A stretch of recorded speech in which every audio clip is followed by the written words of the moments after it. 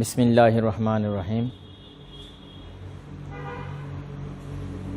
Online ক্লাসে স্বাগতম। আমি মোহাম্মদ মোফাজ্জল হোসেন, সহকারী অধ্যাপক, Mohammadpur ideal degree college, Parbatipur, Dinajpur.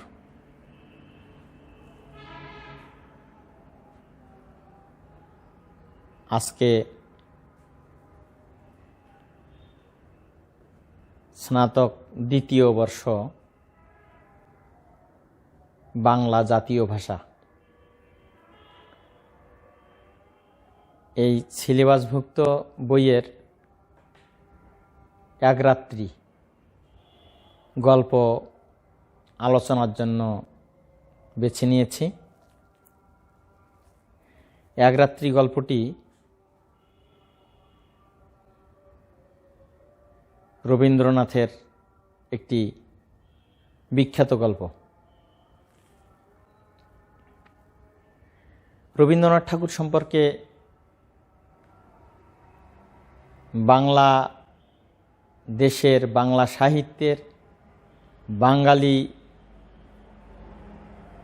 জাতির এমন কোনো ব্যক্তি নেই যে তাকে চেনে না, জানে না।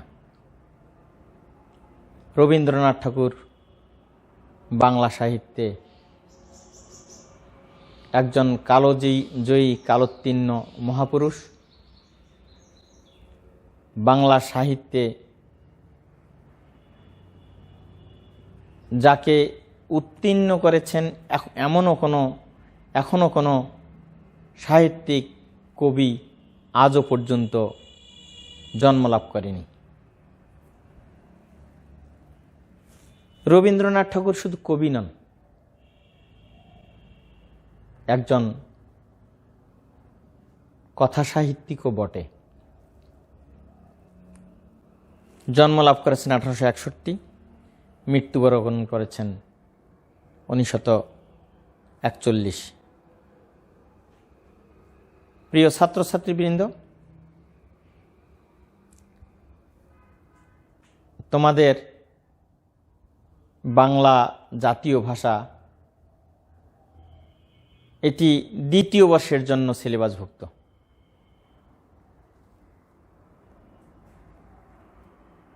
ডিগ্রির দ্বিতীয় বর্ষে 100 মার্কসের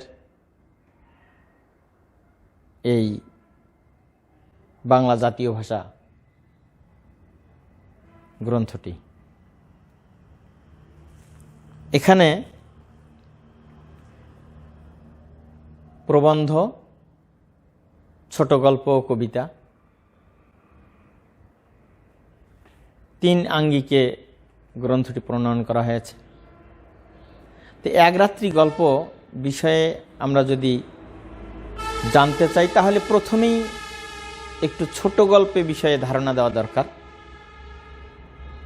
ছোট গল্প জীবনের ব্যাপক ব্যক্তিতে নয়, ছোট পরিসরে, ছোট আঙ্গিকে জীবনের ছোট চরিত্র, ছোট সময়, ক্ষণিক মুহূর্ত, এগুলোকেই রূপদান করাই হচ্ছে ছোট গল্প। রবীন্দ্রনাথ ঠাকুর বর্ষা যাপন কবিতায় ছোট গল্পের বৈশিষ্ট্য তুলে ধরেছেন। অনেকে অনেক মত দিয়েছেন, বৈশিষ্ট্য তুলে ধরেছেন। কেউ পাতা সংখ্যা নির্ণয় করেছেন, কেউ শব্দ সংখ্যা নির্ণয় করেছেন। কিন্তু রবীন্দ্রনাথ ঠাকুর খুব সুন্দর করে বলেছেন, ছোট প্রাণ, ছোট ব্যথা, ছোট ছোট দুঃখ কথা, নিতান্তই সহজ সরল, সহস্র বিস্মৃতি রাশি, প্রত্যহ যেতে সে ভাসি, তারই দুচারিটি অশ্রুজল। নাহি বর্ণনার ছটা, ঘটনার ঘন ঘটা, নাহি তত্ত্ব, নাহি উপদেশ, অন্তরে অতৃপ্তি রবে, সাঙ্গ করি মনে হবে, শেষ হইল না শেষ।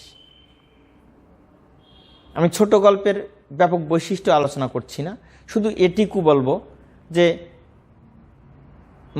মানব জীবনের প্রতি মুহূর্তে যে ঘটনাগুলি ঘটে যাচ্ছে, প্রত্যহ চলছে, ভেসে যাচ্ছে,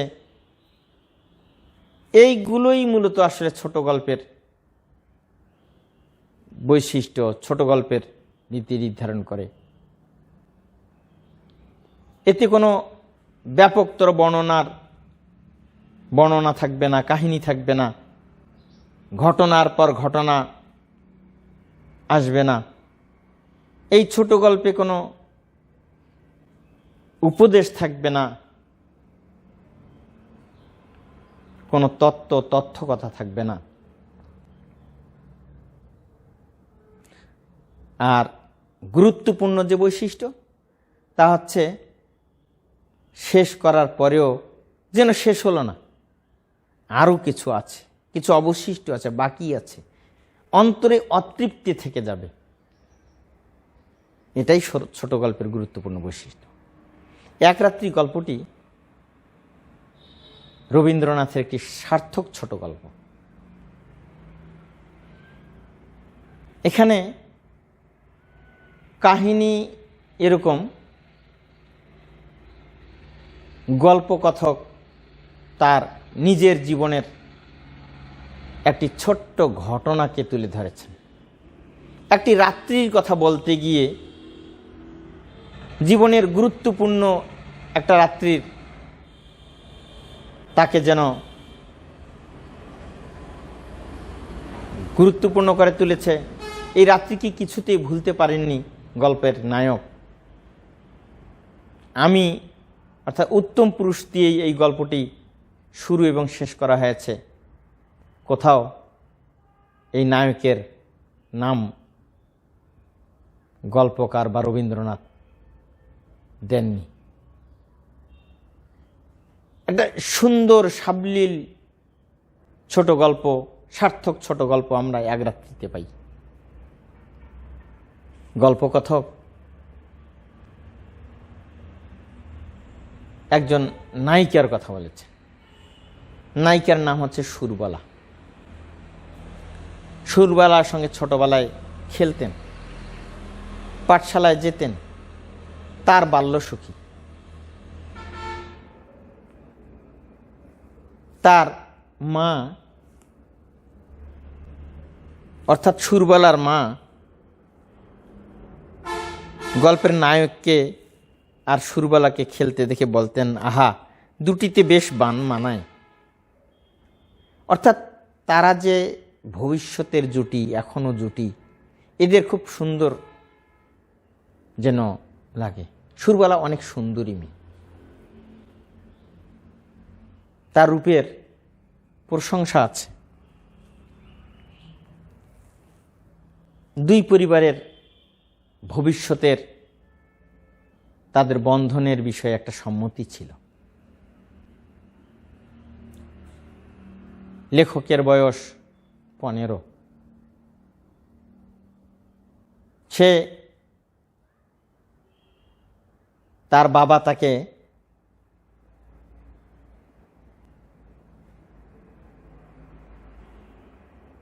জমিদারের সেরেস্তাদার করতে চেয়েছিল। পড়ালেখা শিখে জমিদারের সেরেস্তাগিরি করবেন। কিন্তু গল্পের নায়কের ভাবনা, সে এসব হতে চায় না। সে বড় কিছু হতে চায়, লেখাপড়া করতে চায়। সে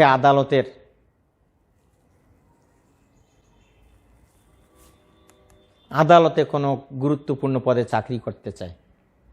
এটাই তার বাসনা।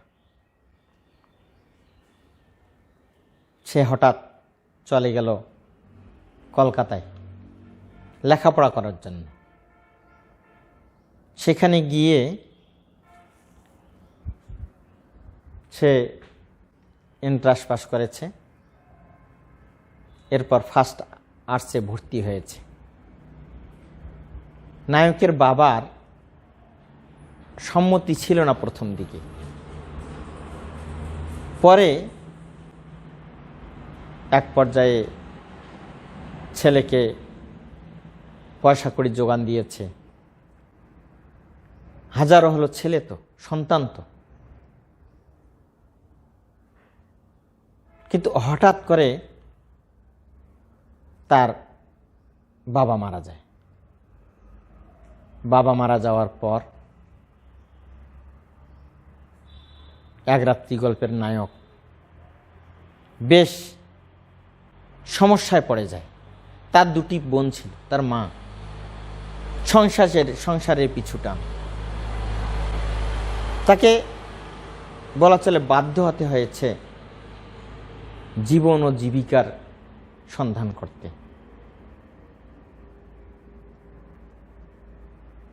এক স্কুলের সেকেন্ড মাস্টারের দায়িত্ব গ্রহণ করতে হলো। কলকাতা গিয়ে তার আশা প্রত্যাশা ছিল সে দেশ সেবায় আত্মনিয়োগ করবে,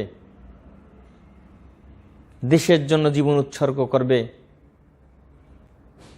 মিছিল মিটিং সভাস্থল এগুলোতে তার পদচারণা। একজন দেশের কর্মী হিসেবে প্রস্তুত করার জন্য যেটুকু করা দরকার, সভাস্থলে বেঞ্চ প্রস্তুত করা, দেশের জন্য চাঁদা কালেকশন করা, এগুলোতে তার রাত দিন পরিশ্রম।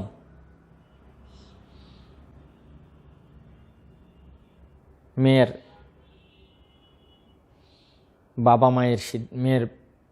বাবা মা এবং গল্পকথকের অর্থাৎ নায়কের বাবা সিদ্ধান্ত নিয়েছে সুরবালার সঙ্গে বিয়ে সম্পন্ন করার জন্য। বিয়ের প্রস্তাব দিয়ে পাঠায়, এই সংবাদ জানায় ছেলেকে। গল্পের নায়ক সরাসরি অস্বীকার করে বসে, সে আজীবন বিয়ে করবে না, সে দেশের সেবা করবে। সুরবালার বিয়ে হয়ে যায় রামলোচন বাবুর সঙ্গে। তিনি সরকারি উকিল। বিয়ে হওয়ার কিছুদিন পরেই গল্পের নায়কের এই বাবার মৃত্যু। তারপরে যে বাধ্য হয়ে তাকে চাকরি গ্রহণ করতে হয়, স্কুলের সেকেন্ড মাস্টার। তো তার আশা ছিল স্কুলে ছাত্রদের গড়ে তুলবে দেশের সেবক হিসেবে, তাদেরকে উপদেশ দেবে, মানসিকভাবে প্রস্তুত করবে, ইত্যাদি ইত্যাদি। কিন্তু হেডমাস্টারের সেই নির্দেশনা, ব্যাকরণ শেখাতে, অ্যালজেব্রা শেখাতে, অর্থাৎ পাঠের নির্দিষ্ট পড়ালেখার মধ্য দিয়ে পরীক্ষা উপযোগী করে গড়ে তোলাই হচ্ছে শিক্ষকের দায়িত্ব। গল্পের নায়ক খেই হারিয়ে ফেলেন। চাকুরির নীতিমালাকে মানতে বাধ্য হন। এরই মধ্যে ভুলিয়ে গিয়েছিলেন সুরবালা তার খেলার সাথী ছিল, সুরবালার সঙ্গে তার বিয়ে হবার কথা ছিল। এই বিষয়গুলো তার কাছে গুরুত্বহীন ছিল।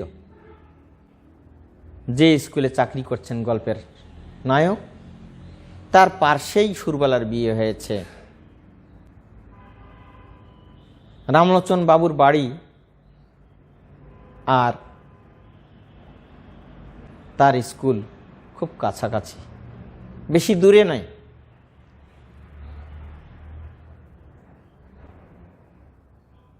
এখানে একদিন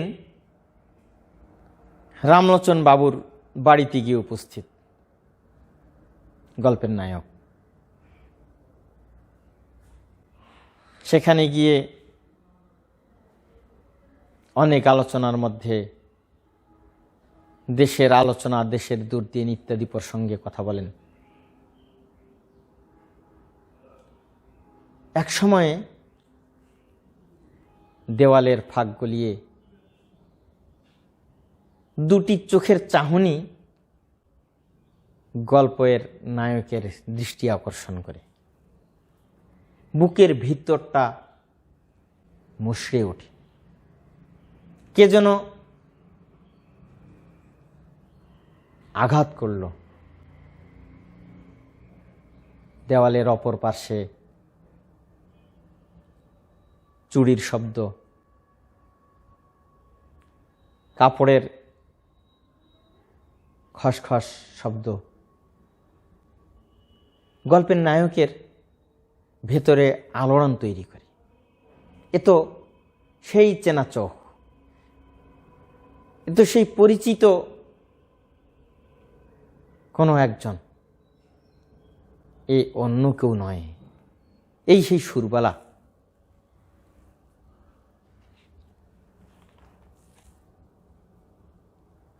তারপর ফিরে এসেছে তার কর্মস্থলে। কিছুতেই আর স্বস্তি পাচ্ছে না। সদা সর্বদা সেই অতীতকে আবার তার সামনে ফিরে এসেছে। এই সেই সুরবালা,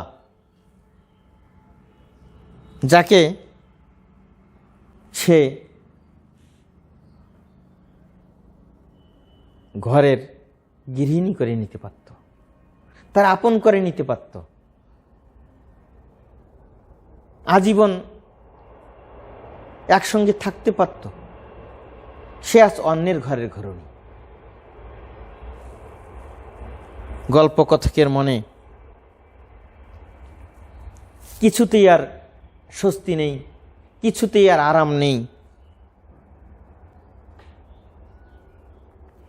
তার সঙ্গে কথা বলা পাপ, তার সঙ্গে দেখা করা অন্যায়। সে আর অনেক দূরে, কাছে থেকেও সে আজ অনেক দূরে। কিন্তু অতীত স্মৃতি কিছুতেই আর ভুলতে পারছেন না, কিছুতেই আর ভোলা সম্ভব হচ্ছেন না।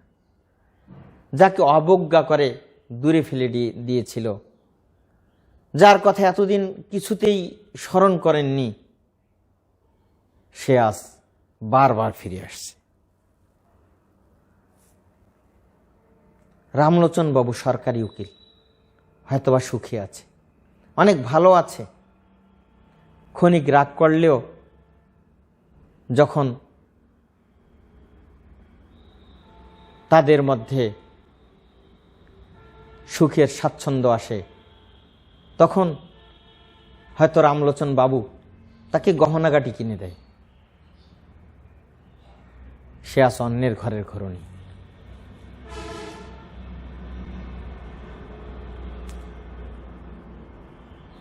লেখকের ভাষায় এভাবে বিষয়টিকে তুলে ধরা হয়েছে।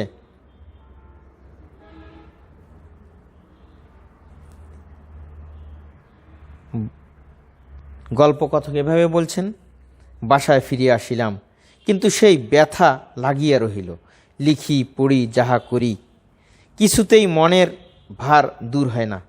মনটা সহসা একটা বৃহৎ বোঝার মতো হইয়া বুকের শিরা ধরিয়া দুলিতে লাগিল। অর্থাৎ কিছুতেই ভোলা সম্ভব নয়, সম্ভব হচ্ছে না।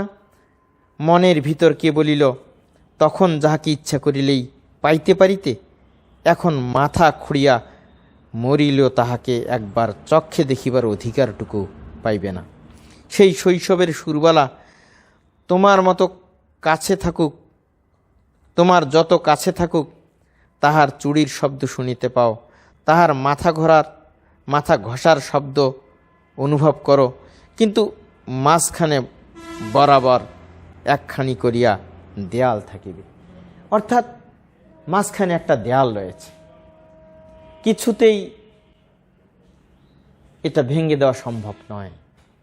এটা মন্ত্রের মধ্য দিয়ে, যাকে রামলোচন বাবু গ্রহণ করেছেন। এদিকে গল্পের নায়কের এই যে অতীত প্রেমের, অতীত স্মৃতির নতুন করে একটা স্মৃতিচারণ, নতুন ভাবনার উদয়, এই প্রেমকে কিছুতেই অস্বীকার করা যায় না, এই প্রীতিকে কিছুতেই ভোলা যায় না, এই স্মৃতিকে কিছুতেই হার মানানো যায় না।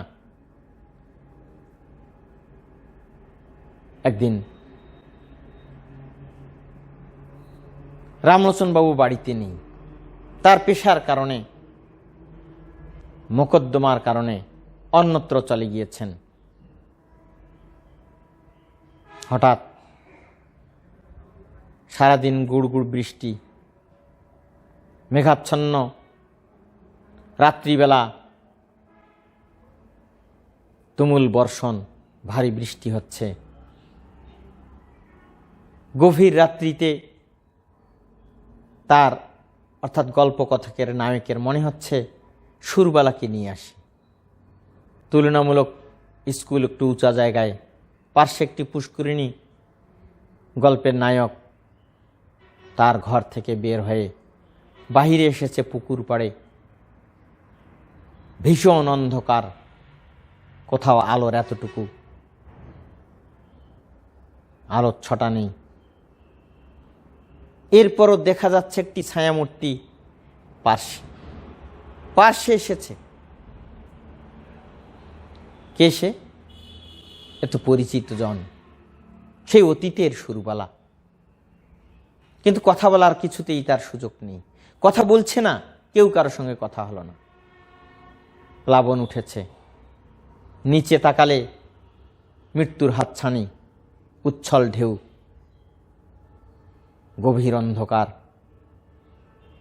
এক পর্যায়ে অন্ধকার কেটে গেছে, সকাল হয়ে আসছে, ভোর হয়ে আসছে। যে যার মতো দুজন আবার দুই দিকে চলে গেছে। এখানে গল্পকথকের কাছে এই যে একটি রাত্রির স্মৃতি, এক রাত্রির যে একত্রিত হওয়ার পর আবার দূরে সরে যাওয়া, গল্পের নায়ক কিছুতেই ভুলতে পারছেন না। জীবনের একটি গুরুত্বপূর্ণ রাত গল্পের নায়কের। এখানেই গল্পের সমাপ্তি। রবীন্দ্রনাথ ঠাকুর এই এক রাত্রি গল্পের মধ্য দিয়ে একটি ব্যর্থ প্রেমের হাহাকারকে তুলে ধরেছে। মানব জীবনের কিছু কিছু সময়, কিছু কিছু ক্ষেত্র অতিবাহিত হয়ে যায়,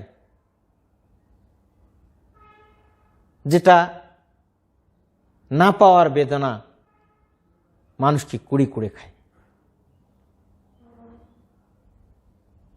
নিজের জীবনের প্রতি মুহূর্তে তাকে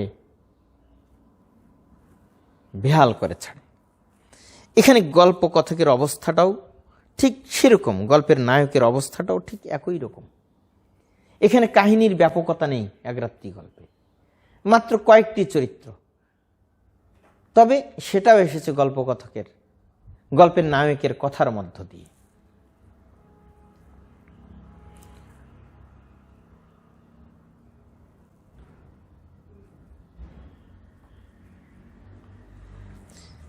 সময় মতো কিছু কিছু কাজ হয়ে ওঠে না। সুরবালাকে পেতে চেয়ে সুরবালা ব্যাপারে তার বাবা মা গল্পের নায়কের সঙ্গে সম্বন্ধ করার একটা সিদ্ধান্ত হয়েছিল, কিন্তু সময় মতো গল্পের নায়ক গ্রহণ করেনি, প্রত্যাখ্যান করেছে। পরবর্তীতে তার জীবনে এই অতীত স্মৃতি কিভাবে দোলায়িত করেছে, তার ভেতরে ক্রন্দনের সৃষ্টি করেছে, তার ভিতরে হাহাকারের সৃষ্টি করেছে, একটা কম্পনের সৃষ্টি করেছে। রবীন্দ্রনাথ সেই বিষয়টিকে সুচারুভাবে তুলে ধরেছেন। আমাদের মনে হতে পারে এখানে কেন এই রাত্রিতে গল্পের নায়কের সঙ্গে গল্পের নায়িকাকে একত্রিত করতে দিল না?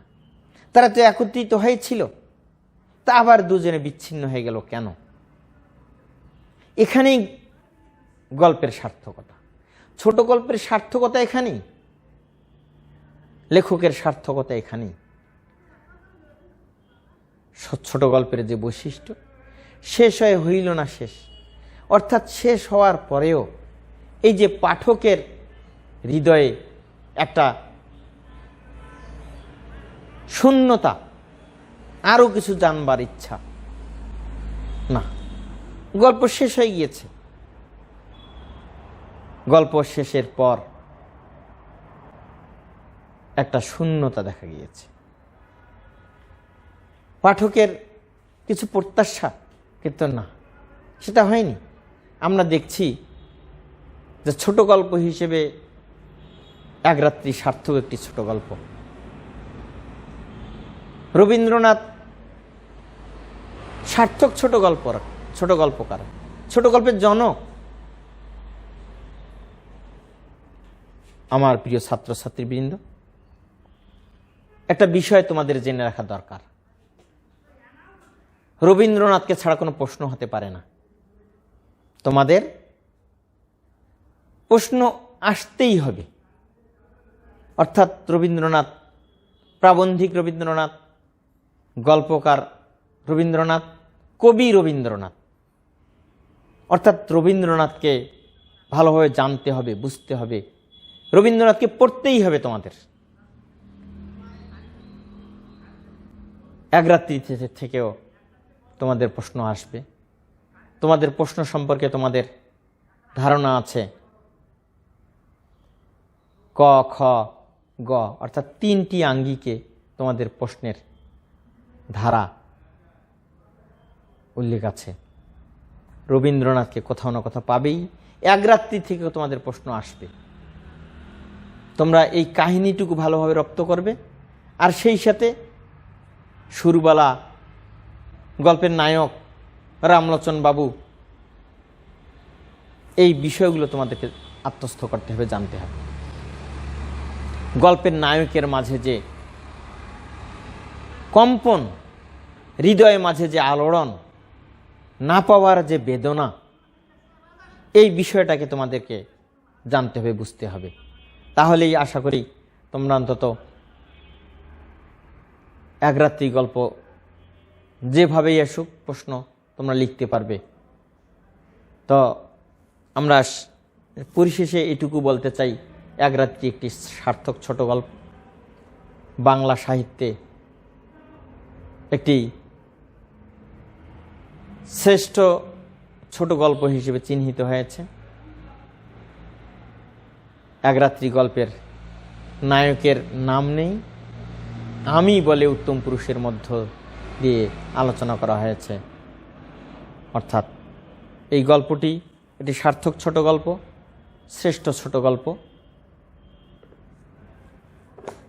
এই বিষয়টুকু তোমাদের মাঝে আমি ব্যক্ত করতে চাই। পরিশেষে তোমাদের সুখ সমৃদ্ধি, পড়ালেখায় তোমরা ভালো অবস্থান তৈরি করো, পরীক্ষার জন্য নিজেকে উপযোগী করে তোলো, এই আশাবাদ ব্যক্ত রেখে আজকের আলোচনা শেষ করছি। ধন্যবাদ।